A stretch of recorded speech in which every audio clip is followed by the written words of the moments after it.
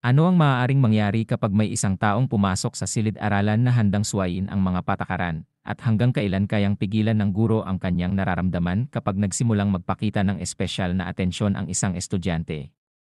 Alamin natin. Sa simula ng pelikula, nakilala natin ang isang guro na si Joseph Sven, nasa kalagitnaan ng kanyang edad. Sa kanyang kabataan, nagkaroon siya ng isang pinsala na naging dahilan ng kanyang pagpilay at paggamit ng tungkod. Naninirahan siya sa isang bukirin kasama ang kanyang matandang ina at gumagawa ng mga pangkaraniwang gawaing bahay. Pagdating niya sa paaralan, sinabi niya sa kanyang mga estudyante na maaaring magsara ang paaralan sa lalong madaling panahon. Sa pagkakataong iyon, pumasok ang isang bagong 18 taong gulang na estudyanteng si Catherine Wheeler sa klase. "Sino ka?" tanong niya, Catherine Wheeler. Pagkatapos ng trabaho, pinag-usapan ni Joseph ang pagsasara ng paaralan kasama si Rosalie, isang balo na namatayan ng asawa. Inaalagaan ni Joseph si Rosalie at balak na sana niya itong pakasalan. Kinabukasan, dumating sa bukirin ni Joseph ang isang lalaki na nagngangalang Nathan Wheeler, isang retiradong major at ama ni Catherine. Nagmula siya sa Sweden at nais niyang ipaubaya ang kabayo ni Catherine sa kwadra ni Joseph. Handa rin siyang magbayad para dito ng halagang $175. Siyempre, pumayag si Joseph. Kinalaunan, isinakay ni Joseph si Catherine at sinabi sa kanya na ito na ang huling taon niya bilang guro. Tinanong ni Catherine kung ano pa ang kaya niyang gawin, ngunit hindi alam ni Joseph ang isasagot. Nangako si Catherine na alamin niya ito. Sa sandaling yon, nagsimula na siyang mag-isip ng mga hindi angkop na bagay. Kinagabihan, bumisita si Dear Evans sa ina ni Joseph upang dalhan ito ng gamot. Sinabi niya kay Joseph na lalala pa ang kondisyon ng ina nito at mayroon na lamang itong ilang buwan upang mabuhay. Mas mainam umano na manatili ito sa ospital. Kinabukasan, pagkatapos ng trabaho, pumunta si Joseph sa kwadra at natagpuan si Catherine na tahimik na naghihintay sa kanya sa itaas ng kwadra. "Alam mong nandito ako," sabi niya. "Tama ka," sagot ni Catherine. Sumama si Joseph sa kanya. At dito ay ipinakita ni Catherine ang kanyang damdamin, sinusubukang kunin ang atensyon ni Joseph gamit ang isang maingat na kilos. Agad na lumayo si Joseph, nais manatiling tapat sa kanyang prinsipyo. Gayunpaman, matapos mag-isip-isip, napagtanto niya na naging monotonos na ang kanyang buhay at baka hindi masama kung magkaroon ng kaunting kasiyahan. Bumalik siya at nagkaroon sila ni Catherine ng isang espesyal na sandali ng pagiging malapit. Ilang araw ang lumipas, ipinaalam ng school board kay Joseph na dahil hindi niya natapos ang kanyang mga kurso para sa professional development, hindi siya maaaring magturo sa mga paaralan sa lungsod. Hindi ito ikinabahala ni Joseph, sinabihan niya ang mga miyembro ng board at umuwi. Kinalaunan, bumisita si Dear Evans kay Joseph at sinabi na si Major Wheeler, na mahilig din sa pangangaso, ay nakakita ng isang coyote sa lugar. Nagpasya si Dear Evans na regaluhan si Joseph ng kanyang baril sa pangangaso dahil masyado na siyang matanda para mangaso. Sa isa sa kanyang mga leksyon, inutusan ni Joseph ang kanyang mga estudyante na magsulat ng mga sanaysay. Ginamit ni Catherine ang pagkakataong ito upang isulat na nais niyang makipagkita kay Joseph dahil mayroon siyang mahalagang sasabihin.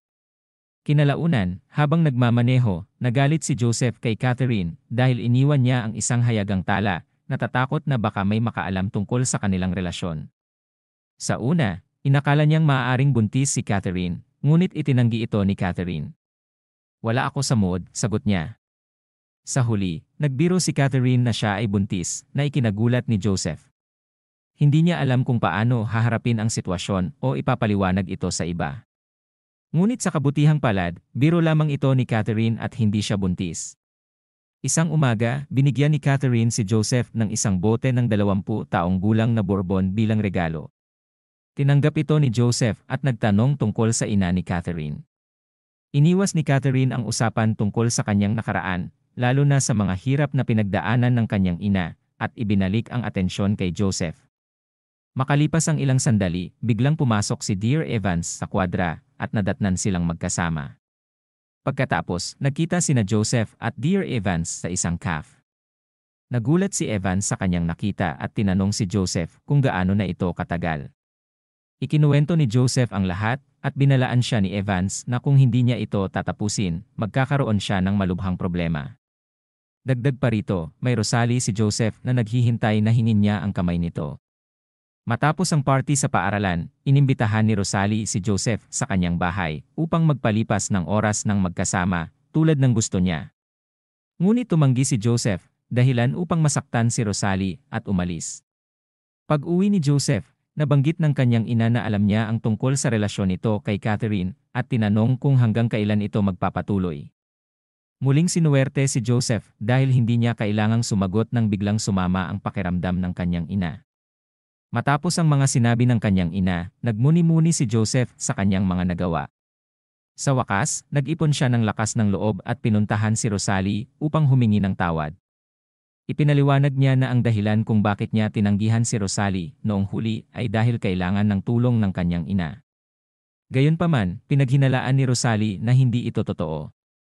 Sinubukan ni Joseph na magpaliwanag at sinabing habang tumatanda, sinabi ni Joseph na napagtatanto ng isang tao na marami silang hindi nagawang mga bagay na tunay nilang ninanais. Ibinahagi niya ang kanyang pangarap na makapunta sa isang tahimik na dalampasigan, malayo sa lahat, kung saan makakapagpahinga siya, makakapangisda ng payapa.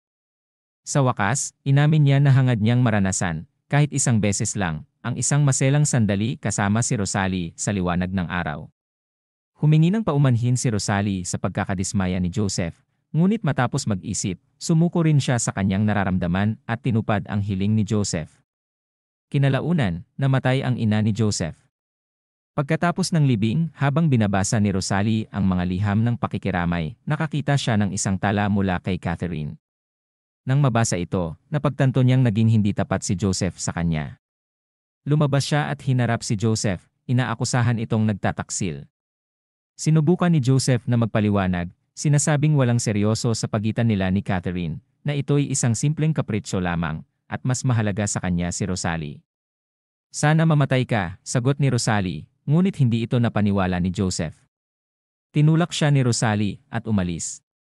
Kinagabihan, dumating si Catherine kay Joseph. Nalaman ni Catherine kung ano ang nangyari, at sinabi niyang nais nilang magpakasal. Ngunit si Joseph, nais nang tapusin ang kanilang relasyon. Nagbanta si Catherine, pagsisisihan mo ito, magiging malungkot ka. Kinabukasan, nalaman ni Joseph na alam na ni Nathan, ang ama ni Catherine, ang lahat ng nangyari, at hindi nito ito basta-basta palalampasin. Ngayong gabi, kinuha ni Joseph ang baril na ibinigay sa kanya, at naghintay kay Nathan na dumating. Nang dumating si Nathan, kasama ang kanyang asawa, sinabi nitong gusto lamang niyang makipag-usap. Tinanong ni Nathan si Joseph kung balak ba niyang pakasalan si Catherine, ngunit sumagot si Joseph na nagdududa siyang tipo siya ni Catherine. Sa huli, sinabi ni Nathan na natutunan niyang si Joseph ay isang disenteng tao at hindi lamang si Joseph ang may kasalanan, kundi pati na si Catherine. Ngunit hindi sumang-ayon ang asawa ni Nathan. Pinalo niya si Joseph sa mukha at sinabi na inabuso niya si Catherine. Ayaw gawing malaking issue ni Nathan ang nangyari, at iminumungkahi niyang maghiwalay sila ng maayos.